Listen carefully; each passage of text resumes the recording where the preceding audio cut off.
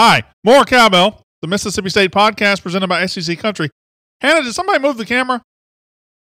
It feels like somebody moved the camera because my helmets are off center today. I got to move everything. See? Maybe if you got in your seat, we could have figured that out. I'm ready. Just going to move them over. There we go. There, that looks better. More Cowbell, the Mississippi State podcast presented by SEC Country, coming to you from the SEC Country studios. What a beautiful day outside. It is about 78 degrees, sunny. I know in Mississippi where you guys are, where most of you are, not so much. Not so much. Apparently it's raining over there. Not raining here yet. It will, but not yet. Hello, Brian Sisk. Hello, Lance Musgrove. Kenny Manning is here. So we're going to talk about just a little baseball as Mississippi State moves on. And we'll talk a little basketball at the end. Mississippi State firmly on the bubble. But what I wanted to talk about today is recruiting. And I'm going to have Steve Robertson on the show, and we're going to talk about the 2019 class because I feel like everybody has forever said the 19 class is loaded, Mississippi. Oh, it's loaded. It's the best class in years. Might be the best class ever without really telling you the names that are in the class. Like, I've heard it's loaded. Tell me who's in the class. So I'm going to talk to Steve Robertson today, and we're going to go through the list. We're going to do just that. Oh, I need to pull that up. That's what she said. Anyway, my name is Brandon Walker. You are here on More Cowbell, the Mississippi State podcast presented by SEC Country. Hail State from Tupelo, says Scott H. Chilton. Lake Cormorant up there in DeSoto County. Joy Dees. Jay and Amanda Van Landingham says we're close to flooding in Calhoun County. Never want to be caught in a flood in Calhoun County. Micah Halfacre is here from Corpus Christi, Texas, which is where the Mississippi State baseball team is headed to right now to play 3 games this weekend. I'm sure Micah will have a good time out there with that. Micah, are you there for that, or do you live in Corpus Christi? Good morning, Johnny Sparks, Sinbad's in Byram. Hello to Cincinnati, Ohio.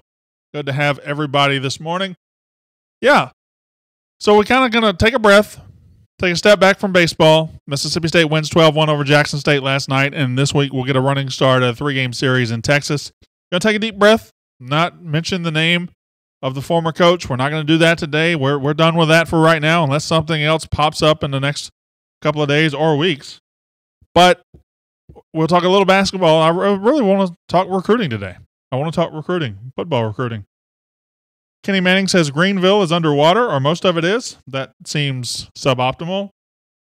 Frisco, Texas. Hello, Ray Linnell.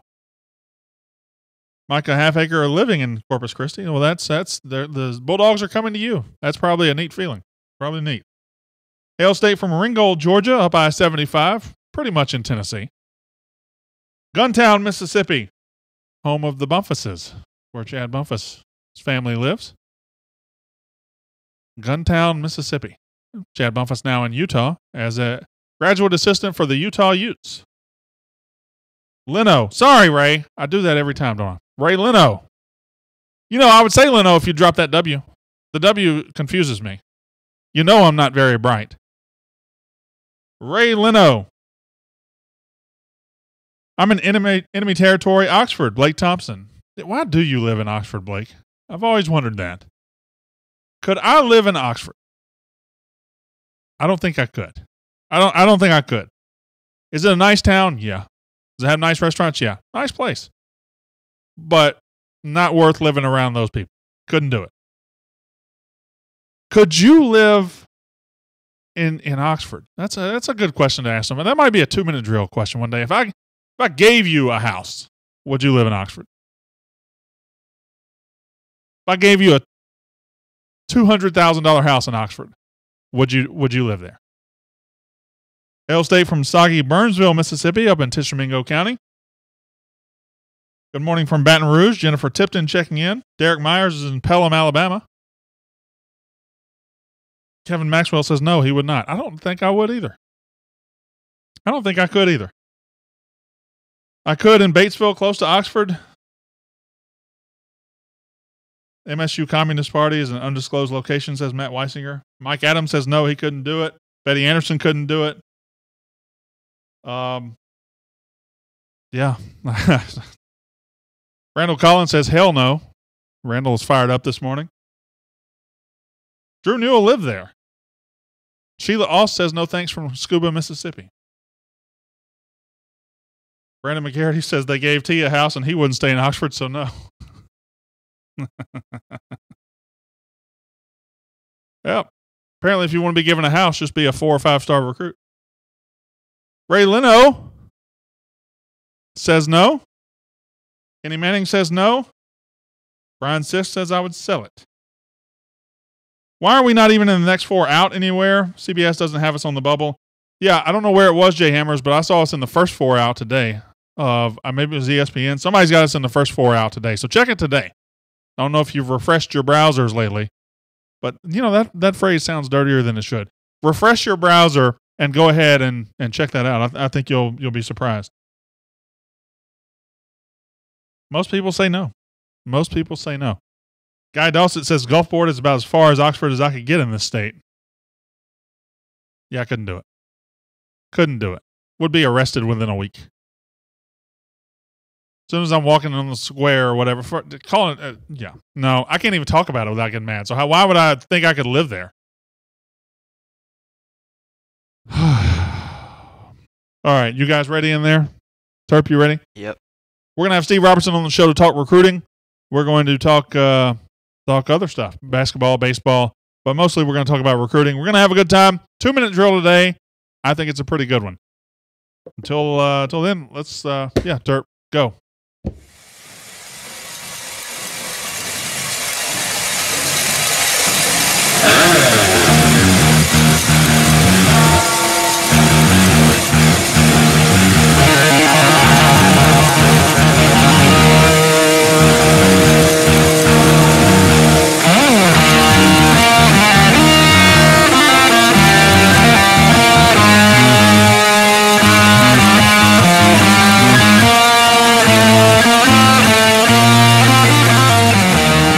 The More Cowbell Show, brought to you by SEC Country.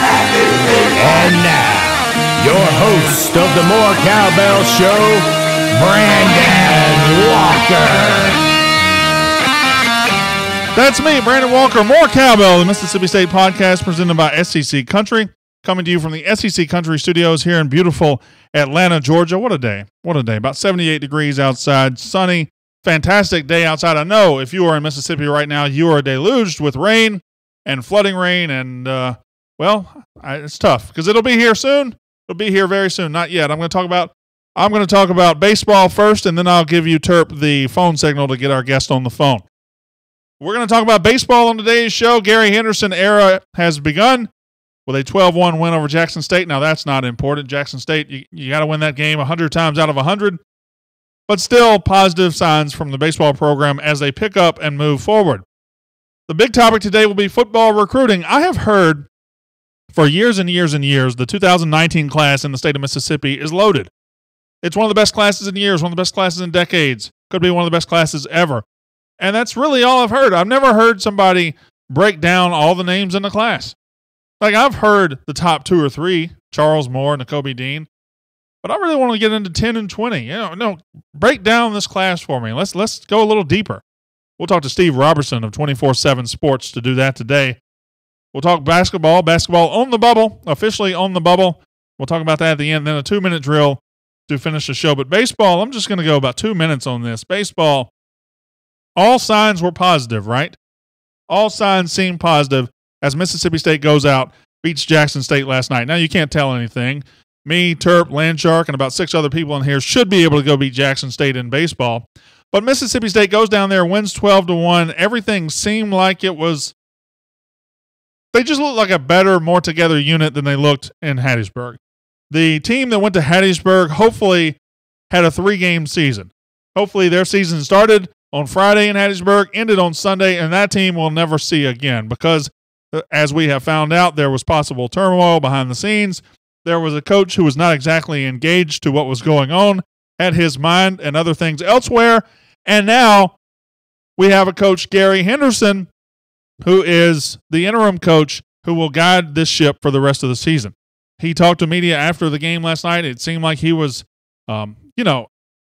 he said it himself. He's been in the SEC 19 years, been in college baseball 29 years. There's not much he hasn't seen. And while this is shocking, while this turn of events was very surprising, gosh, I forgot to ring the bell. While this turn of events was very, very surprising, Gary Henderson is equipped to handle it. He is equipped to get this team in the right frame of mind. He is equipped to coach in the SEC. He's done it before. We are, I want to say, lucky to have him, but feels like we planned for this. It feels like John Cohen knew Andy Cannizaro would need some veteran help to guide the waters of coaching in the SEC, and he provided him with Gary Henderson. And Gary Henderson is now the guy. He is the guy. And will he be the guy long term? I don't think so. But perfect guy for the situation we find ourselves in now. And I really thought the team looked better. Now, last night really wasn't the start of anything. Last night was just playing Jackson State. This weekend we'll tell something. You go to Texas for 3 games. I think you're playing UC Santa Barbara, Nicholls State, and Texas A&M Corpus Christi. You know, not exactly Miami and Florida State, but still a road series, decent competition. We'll see. We'll see what this team is about this weekend. If they've turned the page, excited to go ahead and watch that Terp. Look at me. Go ahead and get my guest on the phone there as we're going to talk recruiting, but I don't know if Gary Henderson is the right guy going forward. I don't even know if he wants to be the long-term guy. Somebody says on the Facebook Live. I don't know if he does either. But I do know that the next 3 or 4 months, he has a chance to audition for the job if he wanted it. If he were to get us, if we hosted a regional this year, now, are we going to do that? Probably not. But if we hosted a regional, you'd have a hard time not giving him a long look, wouldn't you?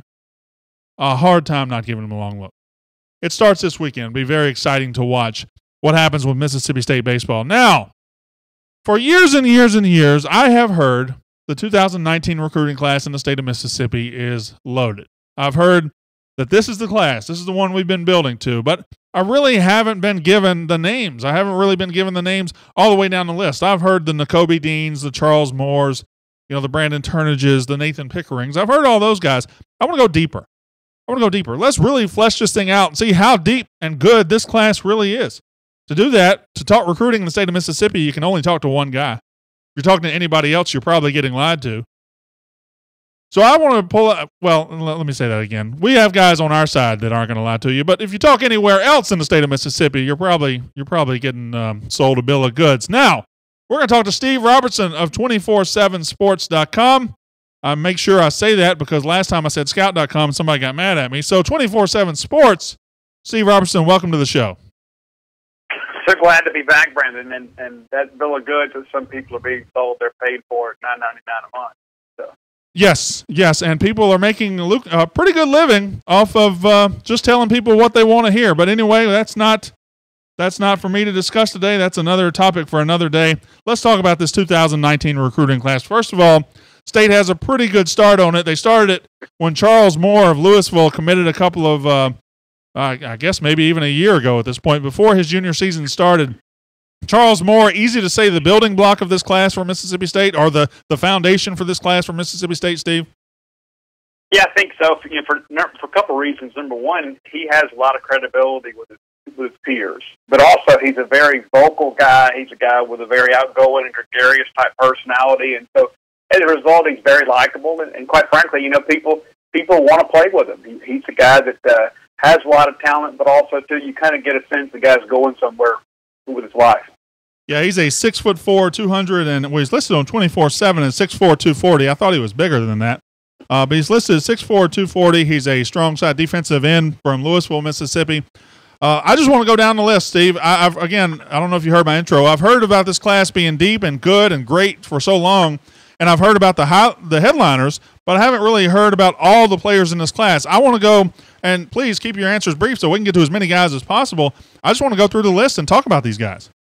Let's do it. N'Kobe Dean, obviously the headliner, 5-star linebacker, consensus 5-star. I don't think anybody could look at this guy and say he's anything but 5-star. It's been reported that he's an Ole Miss lean.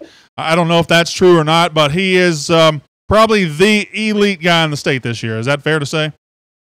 Yeah, I don't know that he's an Ole Miss lean. I know there's some people out there that love to tell you that Ole Miss is going to get everybody, and then we'll be forced to play with leftovers. But that said, Nakobe Dean is a big time player, and the thing about him, and this is what you love about linebackers, is he doesn't have any aversion to contact. A lot of these guys out here look good in the uniform, and then when the lights go on and the band starts playing, they kind of disappear. Not the case with Nakobe. He is a guy that.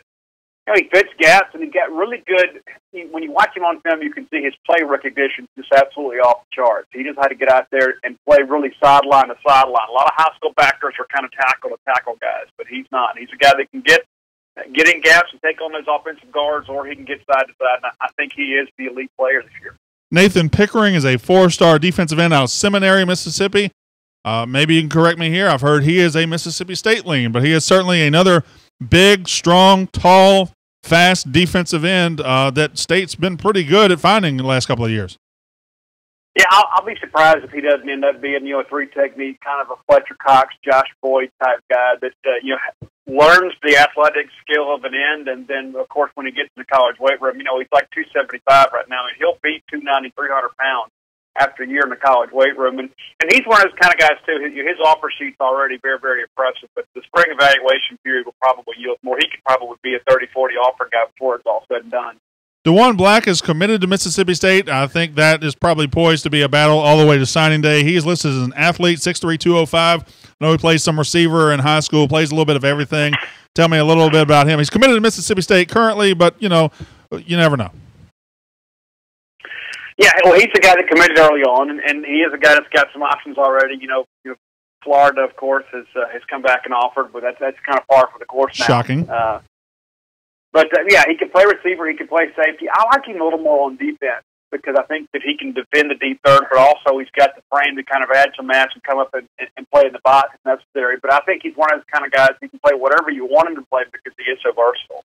Jerrion Ely is a 4-star running back who is committed to Ole Miss. We'll just skip him.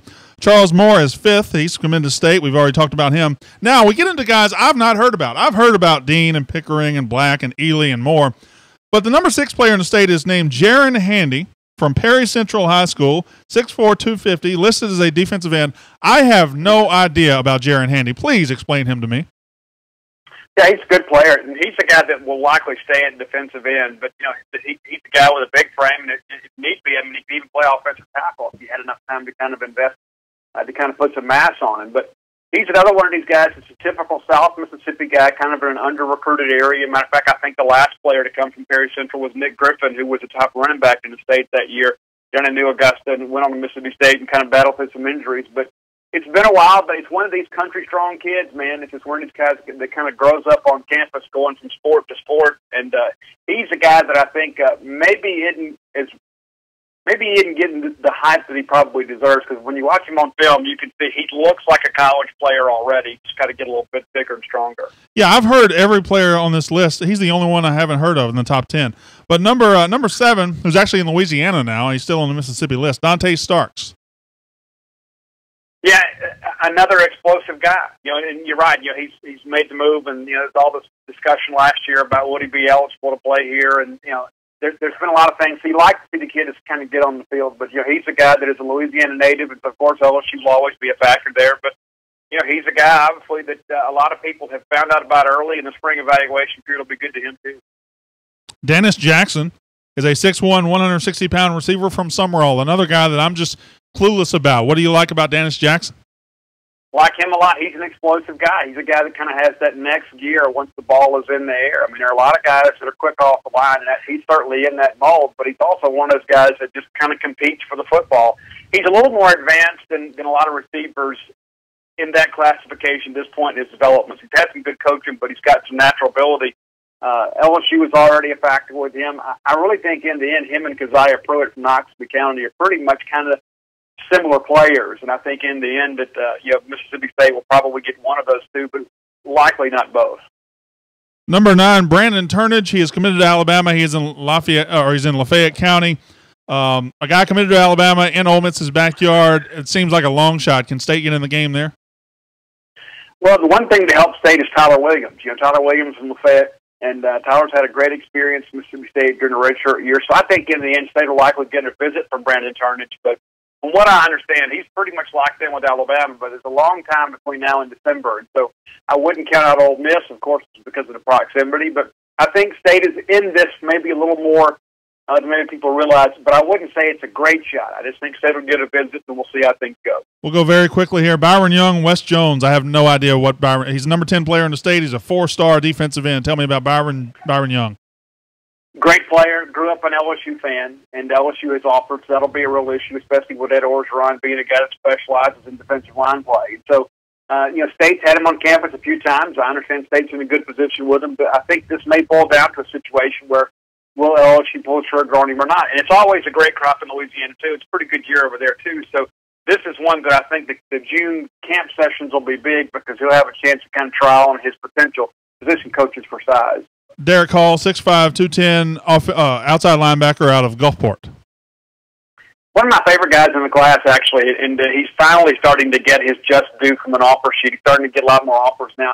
I like Mississippi State's chance with him, but I think it'll be kind of an elongated process. I had heard earlier on that he considered an early decision, but his family wants to dial it back a little bit and give him a chance to get out and go see some schools and kind of take the tours and enjoy the fruits of his labor a little bit. But he kind of reminds a little bit of KJ Wright, honestly. I mean, he's kind of long and lean right now and will only get bigger and bulkier as he gets into a college weight room. But he's an unbelievable athlete, and I think that he's a guy that has NFL potential.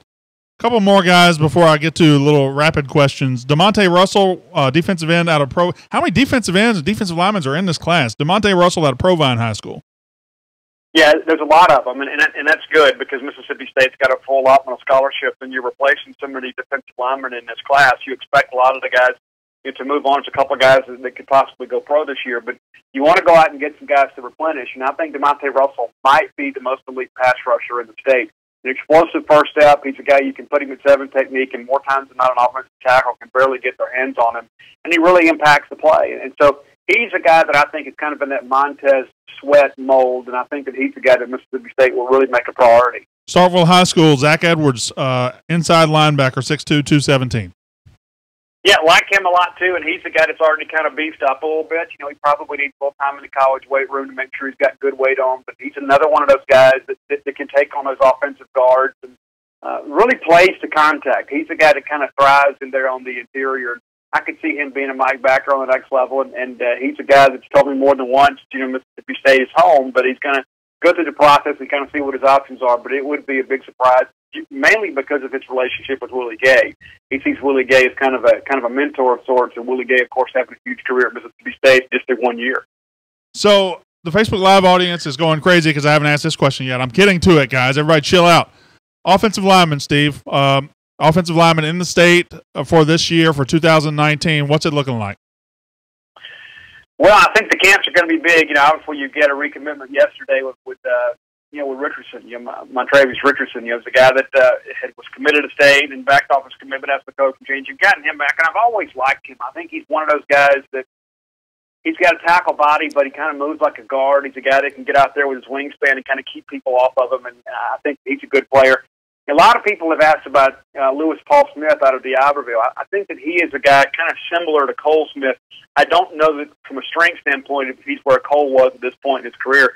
But Lewis Paul, definitely an offensive center, got a lot of interest early. He's done a good job kind of marketing himself. I could see State getting involved with him, but I think he's likely a camp kid. And I think really that's kind of where this thing will go. Bryce Ramsey is a guy from Harrison Central, an offensive guard that has got some early interest from Mississippi State, and I think that he's the guy that maybe he should have offered a little bit earlier, but I think he's definitely an interior offensive lineman. And from what Jim Moorhead has told us, we expect there to be basically a full class, which means, one for every position, with the exception of probably a tight end and a kicker. And so we'll go from here on that, but I expect it to be a very offensive line-heavy class, probably 5 spots allotted for this class, probably 2 of those going to junior college players, because I think you need some stopgap guys because of the fact just about the interior offensive line, all 3 spots are moving on this year with Elton Jenkins and Deion Calhoun and those guys moving on. You're going to need some guys that can step in and compete for playing time in 2019. 2 more questions. The state of Mississippi hasn't really produced a big-time SEC or college quarterback in the last couple of years. There's a kid named Kenneth Jefferson at North Panola High School, I think, in Sardis. Kenneth Jefferson, who has a Mississippi State offer. He has got offers from other places. What do you think about Kenneth Jefferson's future? And he's very close to Oxford. Is there a chance State can pull him? Well, we had a chance to see him in the June camps last year, and he looked the part. I mean, he's an unbelievably athletic player, and I've got a story coming up later this week where I spoke with Andrew Briner about what they're looking for in quarterbacks at Mississippi State. And that was one of the things he talked about, is they're looking for a great athlete who can play quarterback, because the demands of the position in this offense, it's kind of twofold. You can't just have the pocket passer, you can't just have an option guy. And looking at this kid, he's a guy that is a little bit unrefined as a passer, but he has good arm strength. Just a matter of kind of fine-tuning some mechanics. But yeah, I think if State makes a full attempt to go get him, they can.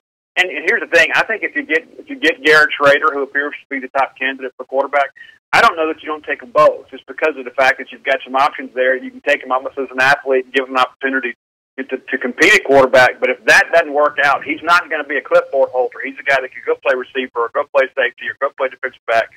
And you'll take as many of those guys as you can get, just because of the fact that they ultimately become glue guys when you have injuries at other positions. We focused the show on the 2019 class in the state of Mississippi. Can you give me is there a name in this state, or a couple of names that I didn't mention on this show, that you like a lot, that you think State will get, or just take it wherever you want to take it?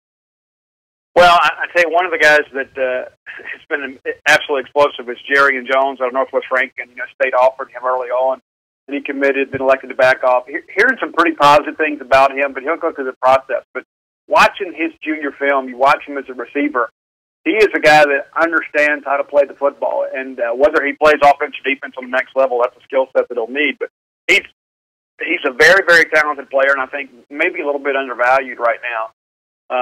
And I think once he gets into the June camps and that sort of stuff, and people have a chance to see him, I think his offer list is going to grow. But I think that he's a guy that his recruitment likely won't be over until he signs. And then one of the guys that nobody ever really mentions is Keziah Pruitt from Knoxville County. And I absolutely love this guy. They haven't necessarily had the best of quarterbacks throughout his career at Knoxville, but they can get him the football. Even when he's double covered, he's a guy that can find a way to go make a play.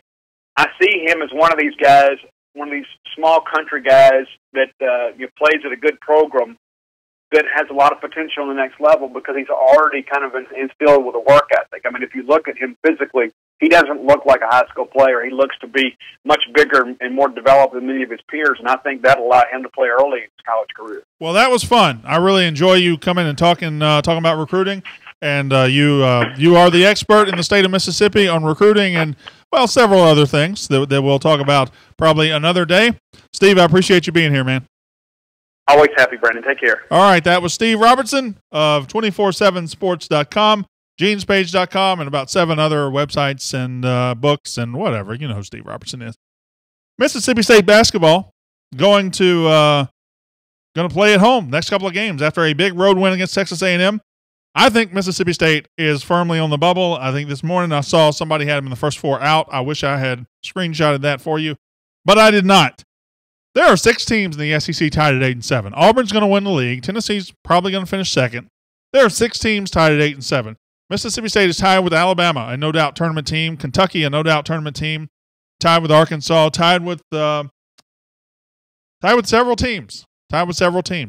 And we have the friendliest schedule coming home. We have a very friendly schedule. We have 2 home games. We have South Carolina, a very winnable game. We won that game on the road. And then we have Tennessee, the biggest basketball game in about 8 years at Mississippi State. The biggest basketball game, because if you're going to get in the tournament, you're going to squeeze your way in. You're on the outside looking in right now, but you got to beat Tennessee. It's an RPI boost. It's a ranked team. It's on your home court. It's the biggest opportunity, and it's an opportunity this team has earned. Next Tuesday against Tennessee in Starkville, the biggest game in years at Mississippi State. Please be there. I wish I could be there.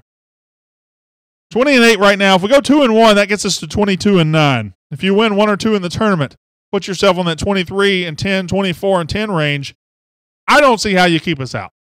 Because the SEC has been considered the best conference in America this year. It's very tough. Doesn't have a national title contender, I don't think, but it just has a bunch of pretty good teams. I've heard that the conference record this year doesn't matter to the committee, and that kind of stinks for us because we could finish 10-8, 11-7. My question is, though, if the committee wants to take 8 SEC teams, which you've heard from Lunardi and others, if they want to take 8 SEC teams, I don't think there's a scenario where you can take 8 SEC teams and one of them not be Mississippi State. Is State in the top 8 SEC teams right now? Yeah, they're in the top 4 or 5 right now. Right now, not in November, right now. I think, how could one of those 8 teams not be Mississippi State? How could you take an A&M? Well, yeah, they played good teams, but they haven't beaten anybody. And they've been terrible in conference. They're not a tournament team. Look at them. Their coach just stands there and watches.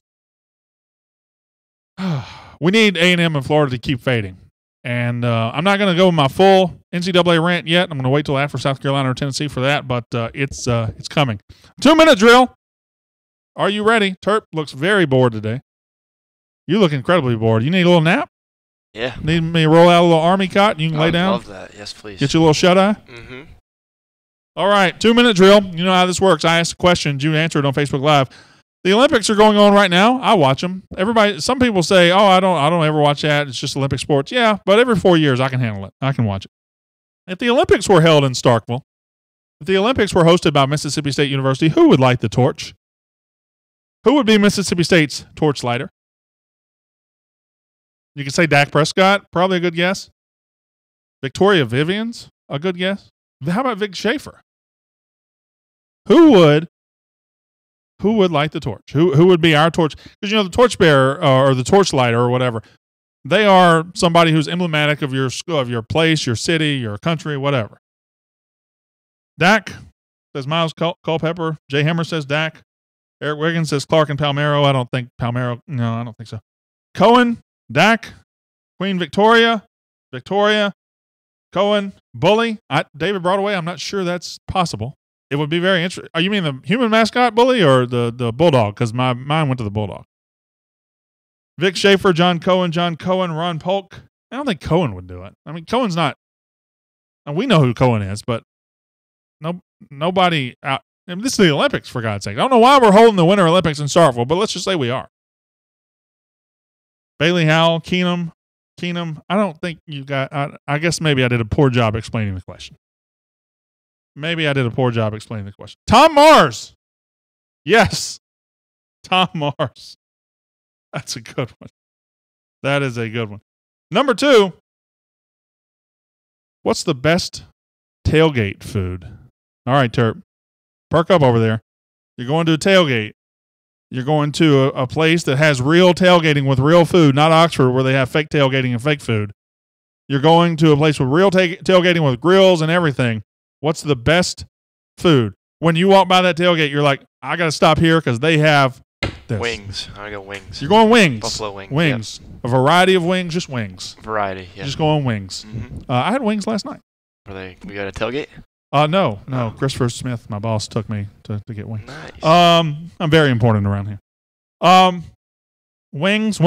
Boy, a lot of wings here. Barbecue chicken, bratwurst, corn dip. Also a big dip fan. Oh, dips are great. Yeah. Dips are not great. really food, though. It's a food. Dips are great. Dips up there. Why don't we eat dips more? Like we always eat dips when we get together. I only eat them at sporting events, now that I think of it. Yeah, but why can't I have a dip for dinner tonight? It's an appetizer. Smoked brisket, baked beans, coleslaw, and potato salad. Micah Halfacre just goes with a full meal. He just goes with a full 4-course meal over here. Bud Light and barbecue. Tony Mooley. Oh, I've never seen Tony here. Thanks, Tony. Ginger Tuck likes hamburgers. C. Warren Franklin, chicken on a stick. Chicken on a stick is delicious. Have we talked chicken on a stick before? I know Landshark has. I've never had it. It's gas stations in Mississippi. You can get chicken on a stick at least one Chevron in every town in Mississippi. Have to be a Chevron? It could be Exxon, it could be whatever. But at least one gas station. You stop in any town in Mississippi and say, where can I get the best chicken on a stick? And there will be a gas station there. Okay. Yeah. Got it. Deer sausage in the left field lounge. You can have nachos for dinner. Yeah, nachos are good. Nachos again. Nachos are great. A+ food. See, are you getting hungry now? Yes. Number 3. This is not really for you. If you could have season tickets to one Mississippi State sport for the rest of time and only one sport, which one would you choose? Football. I clearly said this was not for you. And I answered anyway. If you could have season tickets for just one sport for the rest of time, which one would you choose? Mississippi State. I think a lot of people are going to go baseball. I go football. I mean, yeah, football. the thing with football is I also need a nice parking pass because I got hooked on media parking at Mississippi State, which is right by the stadium, and I can't go as a civilian anymore. I just can't do it. Football, baseball, football, baseball.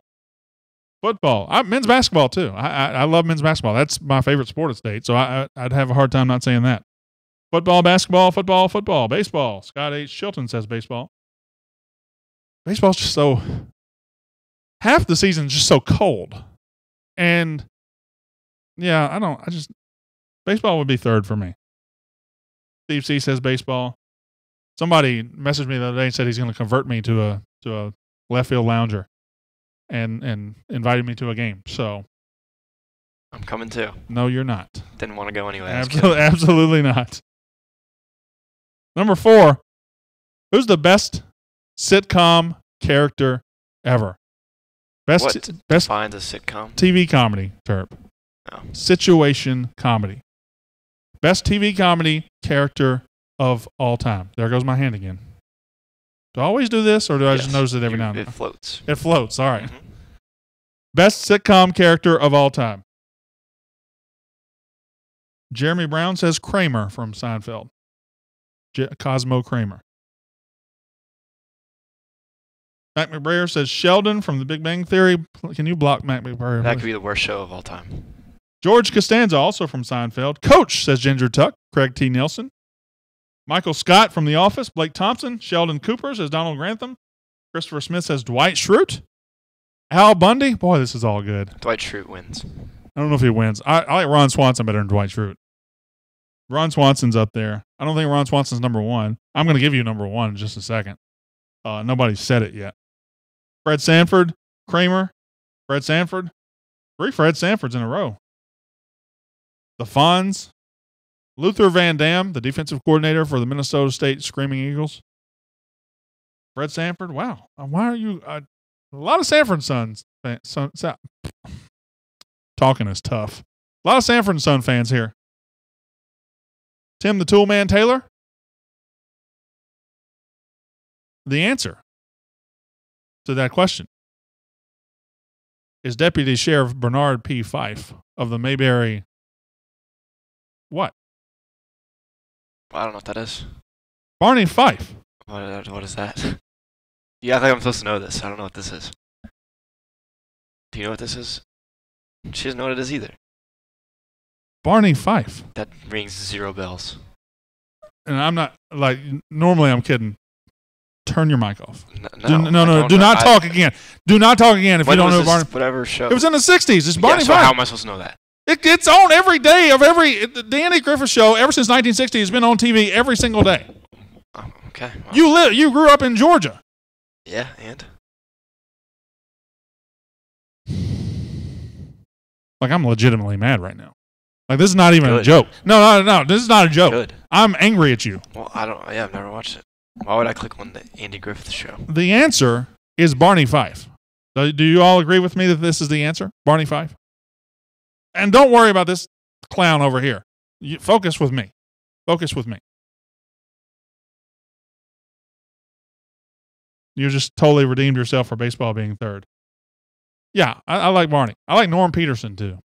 I like Claire Huxtable. I like a lot. I like a lot. You really don't even know the character named Barney Fife? Don't even know. Nope. Could not name one person on that show. Is it in black and white? Half of it is. Well, I didn't know that. It's probably bad. Number 5. Outside of Ole Miss, which SEC team has the most annoying fan base? Outside of Ole Miss, which SEC team has the most annoying fan base? Has to be yours, the Cowbells. All right, that's really enough out of you. He's joking. He's joking. That's seriously enough. Who's the most annoying fan base? I have an answer for this one too. I'm going to wait until you guys give me some stuff. I'm going to give you some DVDs. You're going to go home and watch Barney Fife. Probably not going to watch it. I'll give you some YouTube videos that are 30 seconds long. Probably just won't watch it. You can give me a stream of it and put it in front of me. I'm probably not going to watch it. Kenny Manning says Arkansas. Trey Aycock says Alabama. LSU says Christopher Smith. Florida says Danny E. Pinter. Florida and Auburn says John Stringer. Excuse me. Bama. 2 Bamas in a row. I understand why you say that. Arkansas Razorbacks is even close, says Jay Hammers. Bama, Tennessee, or Arkansas. Florida. All solid answers. My answer? I have never seen a group of group thinkers are willing to settle for anything or just bother some people more than the Auburn Tigers fan base. Those people are weird. You can't get into an argument with an Auburn fan. You can't win or lose it. You just come away confused. And that's Auburn. I don't really get annoyed with Arkansas. Arkansas really doesn't matter to me. Auburn is just Auburn befuddles me. And I'm a very smart person. I don't usually get befuddled. Or I ran long today on the podcast. I got to go ahead and get out of here. We'll have a shorter time on the Facebook Live. So let me go ahead and close out the podcast. My name is Brandon Walker. You've been listening to More Cowbell, the Mississippi State podcast presented by SEC Country.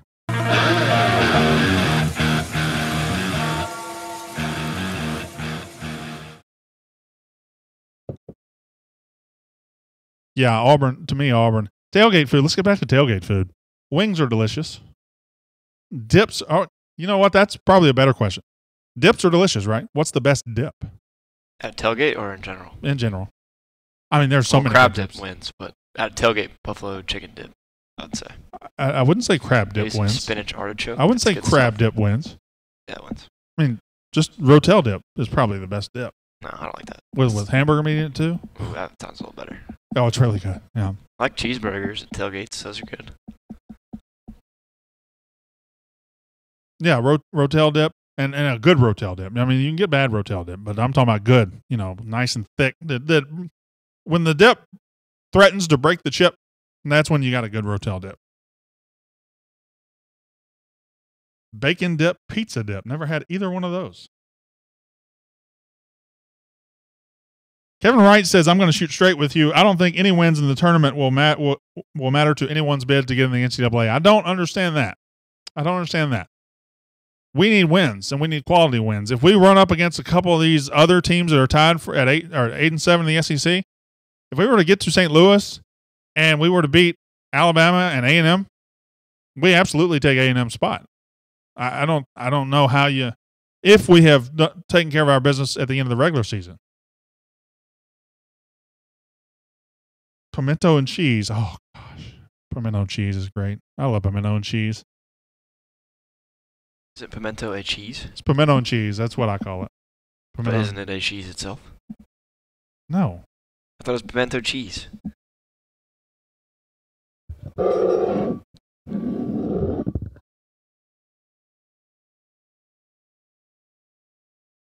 swear. Like, are you messing with me today? Did you wake up this morning and say, I'm gonna is it not pimento cheese? Or am I wrong? There's not a wrong? cheese called pimento cheese, no. I thought it was. No, I didn't know that. I'm not It's a a big mixture cheese of. guy. But why would you say pimento and cheese?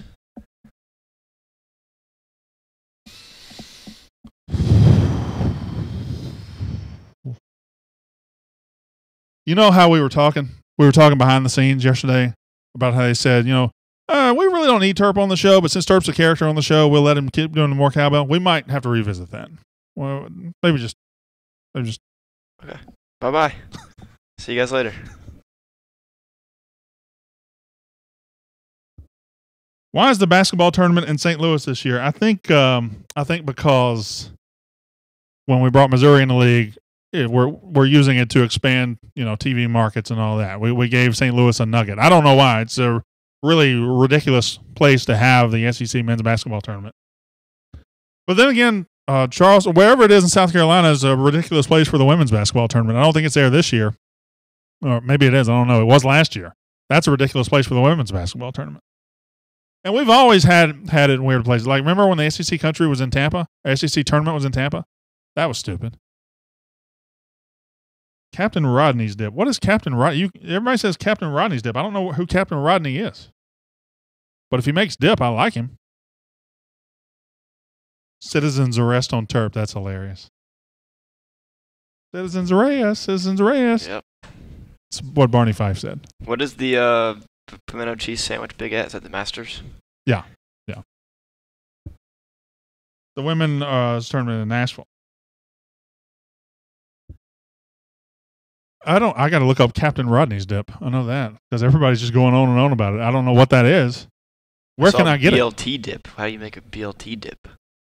Well, I would say you would have bacon, lettuce, and tomato, and some sort of liquidy somewhere. Well, you'd have to use. I don't know. Why don't you look that up? What? Barney Fife didn't say citizens arrest. Yes, he did. I mean, Gomer Pyle said it first, but Barney Fife said it, and he said it in a very animated manner. That's why everybody remembers the show. He was making fun of Gomer Pyle after Gomer Pyle does a citizen's arrest for Barney doing a U-turn in the street on a non-emergency run. What are you talking about? You don't come on my show and tell me what Barney Fife did or did not say. Did you turn my mic down there? Yes, stop yelling. Sorry. Got a little heated there. You know what? It's not even his fault. It's your fault. I see your finger, all right? It's not even his fault. It's your fault for firing me up today. About cheese? No, Gomer was not the animated one. Gomer just said citizens arrest, and then when Andy came up, Barney is explaining the situation, and he's the one that says, here comes this goof over here saying citizens arrest, citizens arrest. Yes, it's absolutely Barney that said it. Gomer said it first, but Barney is the one that said it in the memorable way. You know, when I when I wake up in the morning, I never know what the day is going to hold for me. And today, it was getting heated about Barney Fife on the Andy Griffith Show. Barney is who gave it life, Guy Dossett. Yes, thank you. That's right. Captain Rodney's sweet pepper jelly is sold at Kroger, so I don't know what that is. Matt Weisinger, I don't know if we're friends on Facebook, but I'm sending you a YouTube video of Barney Fife doing that, of saying that. Is he the cop guy? Kind of getting... Is he a sheriff? What am I thinking of? I literally told you that he was a deputy sheriff. I think I can picture him, now that you say it. When this show ends, you're just going to come up to me like I'm just messing with you the whole time, right? I've never seen it.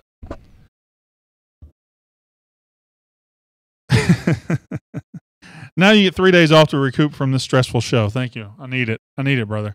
Been a long week. Baseball. Every basketball game is stressful now. I didn't even mention the women going to go 29-0 tonight by beating Auburn. I prefer Gomer over Fife. All right. We got to get out of here. I don't know if this was a good show or a bad show. Turp, was this a good show or a bad show? I don't know, average. I don't care what she thinks. She said terrible. I don't care what she thinks. So I guess it's terrible. All right. You have been watching more Cowbell. There's a very good chance we'll be back on Monday. Until next time, my name is Brandon Walker.